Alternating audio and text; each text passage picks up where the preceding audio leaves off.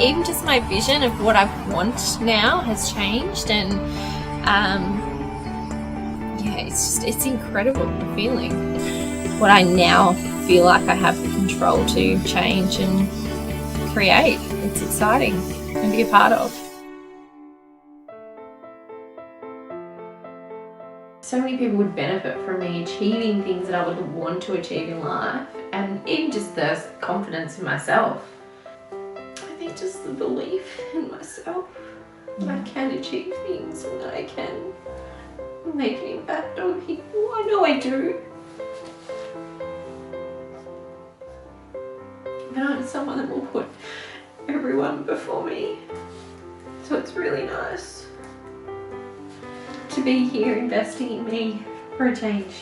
Putting everyone before me would probably be, you know, an 8 or a 9. It's definitely, I think it's cost me most is probably my self-doubt in myself. I think the biggest blocks for me are around valuing my time. I'm very quick to drop some things to help anyone else that's in need, as opposed to if I have things I need to do, sorry I can't. So saying no is probably a big one. My time, valuing my own time, was definitely a big issue. I'm always putting other people's needs before my own. So definitely now making time for myself and saying no to people actually feels quite good, and realizing that that's okay. I've very much held myself back to help other people achieve their goals while not focusing on mine. So for me, that's been a huge learning this week, and something that I'm really keen still to help other women, but while still looking after myself and focusing on my own goals at the same time. I don't feel like I need to worry about what anyone else thinks. It's, you know, it's my priorities and values that I want to live by now. You know, it doesn't matter. People need to understand or do it themselves.